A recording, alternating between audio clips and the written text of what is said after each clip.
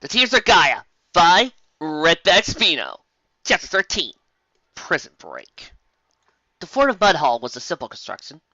Built atop a small hilllock, ramshackle stone walls formed a perimeter around a dusty courtyard.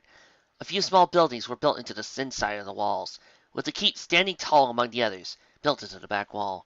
Scattered around the courtyard floor were many small trapdoors, leading into more chambers and buildings underground. Somewhere also in the underground network were the pits. The pits! Those were words that would send shivers of glee down the spine of any Blything, or reduce any poor prisoner sentenced to them into a mealy, quivering wreck. Above the gates, a single Blything stood on the guard on the wall. Only a few dozens of Blythlings remained in the fort, mostly just to keep it in good condition, and to guard the few prisoners in the cells down below, and a few unfortunate souls in the pits who could barely be called living anymore. In the warm evening sun, her eyes began to droop as he leaned heavily among the battlements. The fort had been quiet here the past few days, as he had been quiet on guard duty for 2 days straight. Surely, she thought, a quick hat wouldn't hurt. "Over the gates! Maudgoth's troops are approaching!" The Blything's eyes snapped open as he leapt to attention. Peering out the landscape before them, she saw clearly a column of creatures approaching the fort. She hurried to the enormous bell that held behind her and rang out the alarm. Below her, the other Blythlings posted at the fort rushed about, gathered up weapons, donning helmets and uniforms, lining up in front of the gate. 2 particularly large, burly creatures took down the crossbar that held the gate shut, and pulled the massive wooden gates open. With Maudgoth, Laka, and Shatz at the head, the column of Blything troops filled into the courtyard, not bothering of marching or standing in lines. From among the Blything troops, the largest stepped forward, and he had apparently been a griffin for some time, if the beak and clawed foreheads were any indication. But his wings had rotted away long ago, leaving only 2 frames of bone and sinew remain. "Maudgoth, we were heard when you were coming. Welcome to Mudhall. I tell you, sir, brat," he hissed through the gnarled beak. Maudgoth grinned. "No, Udas, Sargoth. Hope things didn't get too boring for you guys around here. So, what's been happening?" Sargoth shrugged. "Not a whole lot. We have had a big skirmish with some Vlatakanji on our way here, but that's about it." Sounds like fun. Any of them accept our gift?" "Only 2. Those beasts are tough, I'll give them that. We did away with most of the rest, but we're keeping one of them down ourselves. One of his friends let slip that he's a Purdy royalty," the Winged Blything explained. Maudgoth's ears perked up at this. "Royalty, eh? Well, that could come in handy." "And what about you?" Sargoth pointed to the 3 ponies in their midst. "I noticed that you got a few prisoners in their own. Won't you introduce me?" All eyes turned to Applejack, Rainbow Dash, and Fluttershy. Rainbow Applejack glared back, but said nothing. Fluttershy held between them, trying to be inconspicuous. Maudgoth leaned close to his fellow commander. "Those 3 have information. Apparently, they and their other friends are looking for something, an ancient magic artifact or weapon of some kind." "Ooh, I'm intrigued. So let me guess. You want them to tell you where this thing is, right? Regardless of how much they refuse?" "You know me all too well," Maudgoth replied. "There were 6 of them, but we lost the other 3. Maybe with a little convincing, they'll tell us where they went out to." Sargoth grinned. "Well, it sounds like you got things under control. Have them take it down to the cells for now, and make yourselves at home. I'll have my troops cleared out of here by nightfall." Before they could listen to any more of the conversation, the 3 mares found themselves being hauled away from the group by their chains. One of the trap doors in the ground cracked open to reveal the flight of crudely carved steps snaking down into the dark. "Down you go, you little things!" Their Blything captors guffawed as they dragged them down the stairs. They found themselves in a dank, dimly lit tunnel dug out of earth and musky and damp. A quick tug on their chains, and the 3 ponies were on the move again. Applejack and Rainbow Dash merely kept their heads down and struggled on, too tired and resigned to fight back. Fluttershy, however, glanced constantly around her. She thought back to Yarrow's words as they echoed in her mind again. "Even if you can't see me, I'll be there." Did that mean he was somewhere in the fort? Was he watching them even now? Her thoughts was interrupted as she was shoved bodily into a small cell dug into the wall. One of the Blythings followed her in and hooked her collar and chain to a loop in the wall, before doing the same to her other friends in their own cells. Once all 3 of them were shackled up, he headed back into the tunnels, and the 3 left in the dark. "Well, this is just great!" Applejack's voice muttered from somewhere on Fireside's left. Guys all right? Where are y'all? No, I'm not all right! Das's voice came from the right. I'm stuck in a tiny little cell, a chained to a wall, and I can't see a thing! Let me out already! Rainbow, calm down! The last time we need to do right now is panic! This is the perfect time to panic! I'm in no good condition in tiny spaces like this! Yeah, Rainbow, I know, Applejack replied. Well, we gotta stay calm if we're gonna get out of here! Yeah, emphasis on the if part of that statement. All three ponies fell silent as he heard this new voice. Fluttershy? Rainbow asked. Did your voice change or something? I didn't say anything, the Pegasus replied. No, that would have been me. The voice replied again. Gotta say, it's nice to hear kind voices again. Who are you three? I Applejack's my name. Where are you? Asked Applejack. I'm in another cell, Applejack. That's an equestrian name, isn't it? Rainbow joined in. Yep, and Rainbow Dash is my name. Ever heard of me? Should I have? The voice replied. I've never been to Equestria myself, and I'm pretty sure I heard third place too. Who would that be? Fireside squeaked as she heard herself being acknowledged. Nervously clearing her throat, she said, I'm Fluttershy. And who are you? My name's Gordon. I'm from a town south northwest of here, I think. I'm not certainly sure where we are, the voice replied. I do, sort of. Fireside replied. I mean, I know we're in relation to somewhere else. We're on the border of this huge forest by the name of Servatus. Applejack started. Servatus? Ain't that the place Twilight mentioned back when we were traveling to Canterlot? Yeah, that's where the deer folk live, right? Rainbow added. Great. So I'm trapped around here, and I'm miles from home. Gordon muttered. The four prisoners were quiet for a moment. The only sound being an occasional dripping noise from the caverns, or the echo of somebody moving outside. Well, it could be worse, Fireside said. Worse? Applejack muttered half-heartedly. Where's that? We're locked up tired of chickens in the coop, in a castle surrounded by tons of those black things, and we still don't know where Twilight and the others are. Wow, could things be worse? Fireside quailed quietly under the verbal onslaught, but she picked herself back up and continued. At least the cells aren't too small. They're bigger than the ones that we were locked up in on the moon, remember? Oh, yeah, when we were up against the nightmare forces, Rainbow Dash responded. Yeah, I guess those cells were a lot smaller. Hey, I don't know about y'all, Applejack joined in. I wouldn't mind seeing old Jerome and Larry again right about now. Yeah, and little Buffy, too, Fluttershy added. Wait, Jerome, Moon, what? Even in the situation this dire, Applejack couldn't help but chuckle at Gordon's confusion. Well, sorry, so creative. Still, I don't think getting out of here will be as quite as easy as it was then. We don't exactly have Pinky here to reveal that she's got the key hidden in her mane. Yeah, Dad sighed. I hate to say it, but I don't know if we can rely on the magic or harmony this time. Actually, you might not be quite right, Rainbow Dash. What do you mean? First I stood by the door. Well, I didn't want to say anything while those blood creatures were still around, but, well, I was talking to some pony while we were being brought here. Wait, what? Talking to some pony? How exactly? Well, in our minds, I think. I could hear his voice in my head, and I could speak back to him by thinking. I'm not sure how it happened. He said he was from Servatus, and he was going to help rescue us. For Servatus, huh? Said Gordon. Sounds like to me you were talking to one of the deer folk. So what did he say?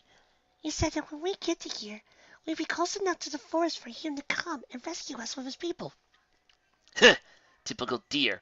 Never wants to stay too far from his precious forest. Applejack spoke up. Well, I guess that's reassuring, knowing that they're planning on rescuing us. Well, how long will we have to wait for them to show up? He said he'd rescue us once we're in here. Westside replied. A sharp bang came from where Rainbow was locked up.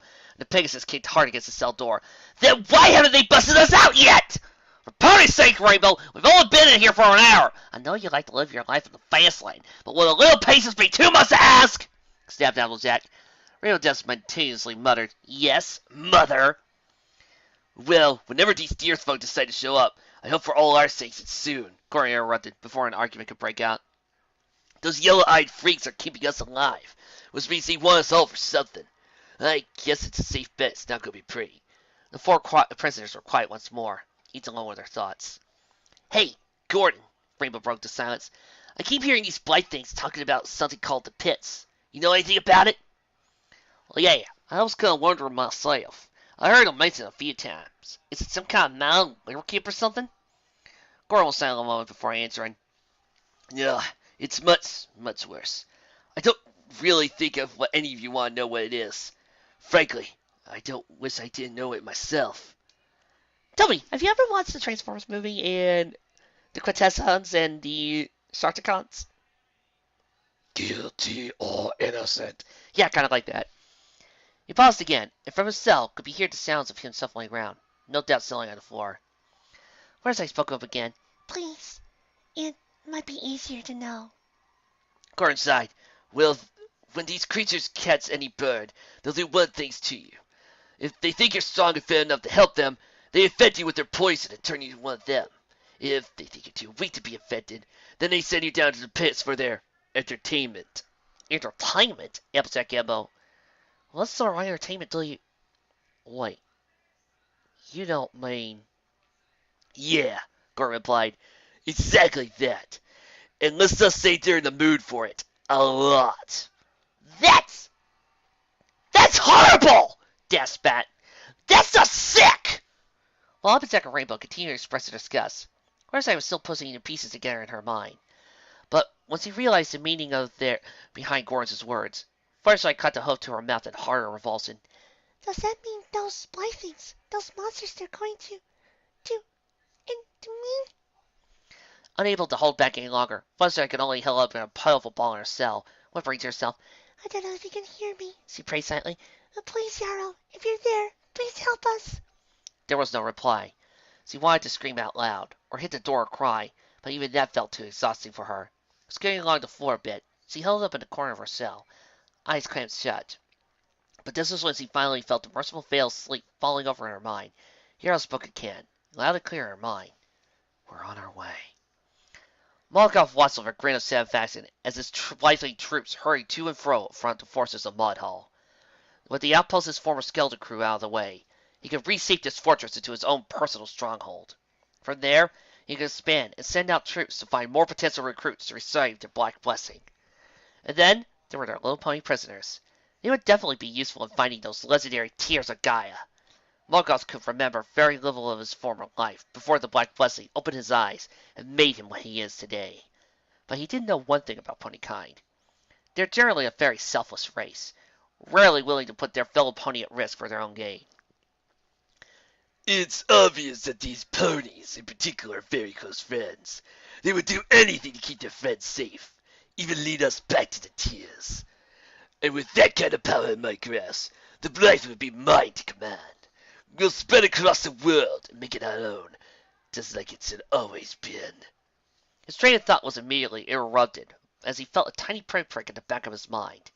His eager grin turned into a nervous frown. He knew just what that meant. With the rest of his troops busy, Maudgoth hurried to the new quarters that could keep of the fortress. Closing the door and windows, he shut his eyes and took a deep breath. As he breathed out, the noxious black smoke that always lingered around his mouth billowed out in swirls and plumes. The smoke began to circle around him, as it formed into a massive dark cloud before him.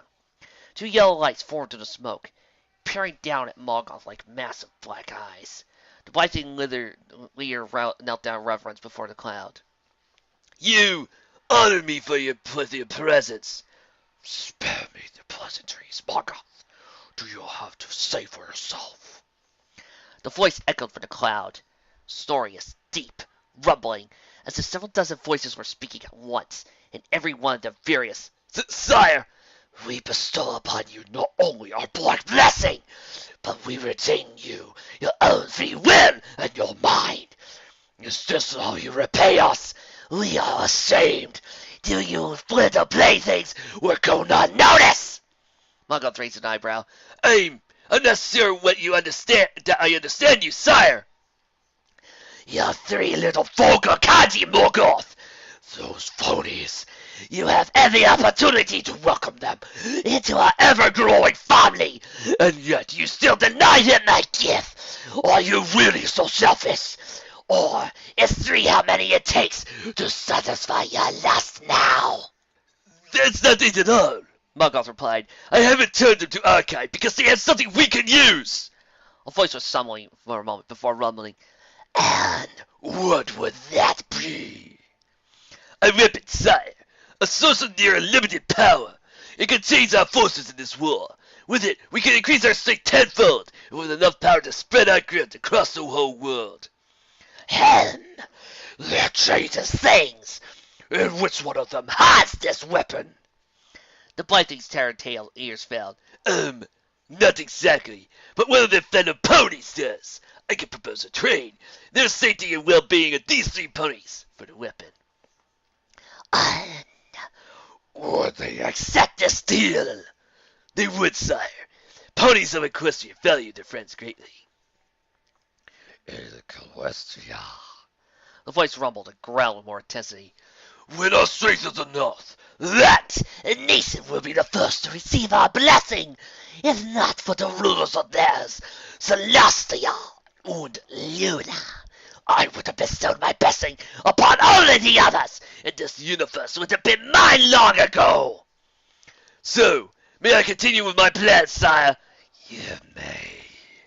Obtain this weapon by any means necessary, and when you have it, bring it to Praslaka immediately. That is all. And with that, the yellow eyes dimmed, and the black cloud began to swirl around again, before rushing back into Maudgoth's mouth. With final gasp, it was done. Maudgoth opened his eyes once more. He grinned. Dear All-Father, you old fool. Opening windows once more, he watched as his soldiers milled about their jobs. Not long now until I can have every creature in this world at my command. All I need is that blasted stone. His gaze wandered around the courtyard until it stopped at the trapdoors that led to the prison cells. Well, I guess there's no time like the present. The ears of the 4 prisoners perked up as they heard the door of the prison chamber opening again. Whose steps heralded the entrance of some pony, followed by a low chuckle. Now then, little ponies, how are we doing? There was no reply. Maudgoth chuckled again. Oh, come on, don't be that way. All I'm asking for is a little cooperation from you. Just tell us where your friends are, and they might be keeping that little jewel of yours. And you'll be free. Even if we did know, we wouldn't tell you! Rainbow Dash snapped. I don't know what you're planning to do with the tears, but I'll bet who's the hindquarters ain't anything poisoned! Added Applejack. Oh, come on, Maudgoth replied. You treat us like we're the bad guys. Sorry, I wonder why. All we want to do is make this world better. I have been blessed, my soldiers and I. Our old father has given us the great gift of perfection, and all we want to do is share it with you. We already have this wonderful little pony that's currently rooting for us. Her name is Starlight Glimmer. Go, team, go. You mean that poison Salia? The one that turned you all into freaks and later? Applejack retorted. Maudgoth chuckled again. And here I heard that Equestrians were a tolerant nation. Rainbow Dash laughed humorously. Yeah, there's a limit to how much we can tolerate any pony, and we've heard about the pips. You sickos don't deserve any tolerance at all! So, you heard about those, huh? Well then, I have a proposal to make. Nice and simple for you. You cooperate with us, or it's down to the pits. There was no humor in Maudgoth's voice, only cold cruelty. His proposition was met with silence, just as cold. I see. Very well then. Maudgoth sighed. I guess I have no choice. In the center of the prison chamber, there were 4 small levers, hovering his hoofs above the first 3. He paused and pushed down the middle one. He tilted it all the way down until it was flat on the floor, with a resounding click. Larsa removed her hose from her face as he felt the floor moving beneath her. A seam moving across the floor from one end of the cell to the other began to expand. The very floor opened up beneath her feet. I say this hurts me more than you, but I never tell a lie. The loop connecting to her chain came undone. With a flying, ear-splitting scream, Firelight tumbled through the opening and into the darkness below. On the fringe of the woods of Servatus, the bushes stirred. A head popped up among the undergrowth, branching antlers glowing ever so slightly in the darkened night. We can wait no longer. Tarohai! Yarrow called into the bushes. In seconds, about 20 deerfolk were emerging from the forest, shaking the leaves from their antlers and dusting off their earth-tone-colored tunics. Marigold, You take 12 around the front and the sides of the walls and divert their attention. The rest, follow me. Deer named Marigold nodded, and her deer hurried into the darkness. Yarrow watched as he headed off, before heading his own dozen troops into the castle. Fluttershy opened her eyes. The first thing she noticed was a pounding headache. Clutching her throbbing skull in her forehoofs, she glanced around where she had landed. She was in the middle of a chamber, about the size of a small living room or a bedroom, but completely empty. Along the walls there were a few small loops and chains, terminating in shackles and collars of various sizes. A single door was the only way in or out, aside from the small hole in the ceiling above her, leading back up to the cells. The floor walls were dug crudely out of dead earth, illuminated by a single burning torch on the floor. But what stuck out her most was the smell. It was an unholy pleasant smack of smells.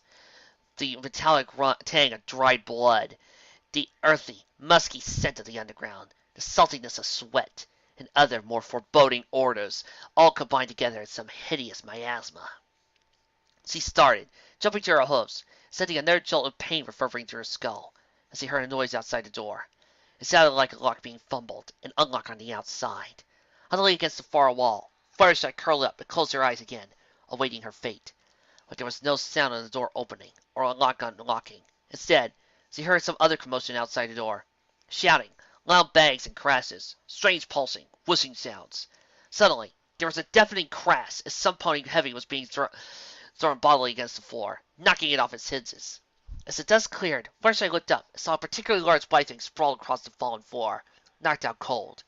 Behind the fallen creature stood an odd-looking creature, in a very familiar tunic. I told you I was on my way. Now let's get you out of here, Yarrow said with a confident smile. The green-colored Pegasus needed no second bidding. After what seemed like an eternity of navigating endless dank tunnels and caverns, Fluttershy and Yarrow pushed open the final trapdoor, found themselves on the surface, where chaos reigned. Blythings and deerfolk were running all over about the place, chasing one another, crashing into one another and tumbling down walls. Every now and then, a colored flash of magic would whiz by, either fizzling out into the air and leaving a scorch mark on the walls, or slamming down into an unsuspecting subject. A slender young doe sprinted up to the pair, skidding to the halt. Ah, good, you found her. Juniper has the other three. So, Yarrow, I think we got their attention. Marigold, when I said create a diversion, I didn't mean for you to storm the place! Yarrow shouted over the din of battle. Well, we were following up the walls, and it sort of escalated from there. But we have what we came for, so let us make haste! Yarrow nodded, and the two deer headed towards the gates. But Fluttershy found herself unable to move, rooted to the spot by fear. Yarrow nudged her none too gently. Better get moving, Fluttershy. No time to dawdle. The Pegasus took out the shock, and followed behind Yarrow and Marigold. The three kept to the shadows, steering clear of the massed battles going on in the courtyard. Marigold, did you say you had the other three? The doe nodded. Yes, 2 ponies and a griffin. Why? A griffin? Fluttershy joined in. Oh, so Cory's a griffin. He was already in the prison cells when we were put there, you see. Yarrow frowned slightly. A griffin? Can we trust him? Well, we either take him with us now, or fight him as an unknown later, Marigold replied. Before Yarrow could reply, a bolt of magic burst through the wall just above their heads. The trio hurried toward the gates, where a small group of deerfolk were waiting, along with Rainbow Dash, Applejack, Gordon! Fluttershy took the air, slipped to the tender group hug with the three. Fluttershy, are you okay? Asked Rainbow Dash. I'm fine. I'm just so happy to see you all. I thought I'd never see you again. Forgive me, but can we save the pleasantries for when we're somewhere safe? Yarrow interjected. I have to agree. A particularly large stag joined the group, his massive bands of antlers towering above the rest, 4 more deer following behind him. Ah, Oakwood, glad to see you are safe, Yarrow said with a respectful nod. My grieve one, Yarrow, Oakwood replied. He glanced around the fortress as more and more deer were gathering up by them by the gates. We are ready to back out, wherever you are. Suddenly, a pair of blythlings, tall and skinny lizard-like things with bony spines along their lines, leapt among them, lasting out to Rainbow and Applejack. The pair of ponies kicked and bucked with all their might to get the monsters to let go, and several deer helped, their antlers glowing as they grabbed their magical grips. But no avail. The blythlings just held on tighter, their claws drawing blood as they dug into the ponies' fur. Now, that is enough! Every pony froze as they heard the voice. It was rare that voice, usually so quiet and demure, would shout that loud. An Applejack and Rainbow Dash had heard before, and they knew what it meant. The two of them clamped their eyes shut as Fluttershy rounded upon the two Blythlings. You let them go right now! I have been through a lot today, and I'll put up with that! But you leave my friends alone! The reptilian beast tried to attack her, but as soon as they looked at her face, they were frozen in terror. Her eyes were held wide open, glaring straight at them with nothing short of unbridled anger and dominance. It pierced their minds and rendered their every conscious thought meaningless. The stare has a way of doing that. Now, you let them go and leave us alone. Open these gates for us and don't dare coming after us when we leave. Got it? They nodded feebly and let go of the two ponies, scuttling up toward the latches. In a matter of seconds, the massive wooden gates were being heaved before them. Fluttershy watched them with a satisfied nod as he tried out the gates. Now that's better. Thank you. Fluttershy, followed swiftly by a score of deer, two ponies and a griffin, all rather shocked and confused. Stop them, you idiots! Don't let them get away! Maudgoth pushed his way through throngs of confused and angry soldiers, Cloak billowing up behind him, buoying beasts of all sizes aside. His focus remained on the gates as he watched them creaking open, his prisoners streaming out. Close the gates! Avor Farukaba! Close those gates! He shrieked. Who told anybody to open those gates? But by the time he had finally fought through his own troops milling about and reached the gates, his quarry had long since departed. You could see them hurrying down the hill in the darkness, heading out toward the forest border. And before he could give any order to fire upon them, they were gone. The entire group vanished before his eyes. No flash, no puff of smoke, just gone. Lockhart got up, hurried to his side, as he stood in the open doorway. But when they saw the faces of their leader, they respectfully stepped up back a bit. Maudgoth's entire body was shaking with silent rage, his face expressionless, except for an ominous glint in his eyes. Got up nervously, cleared his throat. Sir, if we hurry, we might still catch him. It's a safe bet he went into the forest. It's just the farthest, when none of our kind who have entered have ever returned. Do you really think it's a good idea to follow them there? Maudgoth interrupted, his voice dangerously steady. Gotham swiftly shut up. Who is responsible for opening the gates? He asked. The throng of Blythlings that was gathered around the gate parted, leaving the two lizard-like creatures standing rooted to the spot, their entire bodies quaking. Laga, if you please. A quick flash of yellow light, and the quivering stopped. The two Blythlings remained standing for a few seconds longer, even as their heads fell from their shoulders and rolled away. The din of battle was gone. For a moment, all sound and sensation was gone, as if the ponies were floating in nothingness. Then, they felt the ground beneath their hooves again, felt the gentle breeze caressing their fur. All around them were the sounds of the night in the forest, the chirping of crickets, and the whistled sound through the wind to the leaves. You can open your eyes now. Yarrow's command. The three ponies opened their eyes, and found themselves standing atop a huge tree trunk, nearly 20 feet from the side to the side. Gordon was standing with them, just as Sokka disoriented, as well as the 20 deer that were their saviors. At the four corners of the trunk stood large white plinths, with ethereal blue fires hovering just above them, illuminating the entire platform.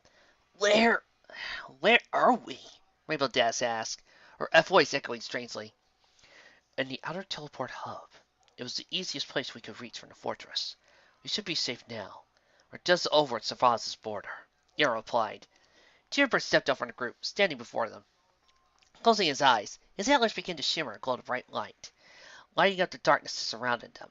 From the tips of his antlers, small glows of electric blue light broke off and began flying through the air into the darkness, stopping at certain points to light up the forest around them. As more and more of the surroundings came into light, the forest gate prisoners could only stare with jaws or beaks agape. Whoa, whispered Gordon. Even if they didn't understand what he just said, the ponies could hear the reverence in his voice. All around them were trees, enormous trees stretching hundreds of feet into the air, with canopy of leaves obscuring the night sky far above.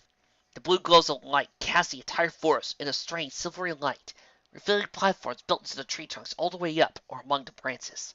Small buildings and houses sat atop the platforms, and deer could be seen moving about in the darkness from platform to platform along narrow walkways that sneaked between the branches or wrapped around the massive trunks. The trees stretched off into the dark before them, no end in sight, save for a mysterious golden light glowing blatantly in the distance. Peering over the side of the platform, the ponies could see the severed tree they stood upon that still stood around 20 feet off the ground, spiral staircase protruding from the trunk, twisting down to the leafy ground below. Behold, the forest kingdom of Servatus, home of the Auras, deer folk in your tongue, and its mighty capital of Ostra, lay Nathum here.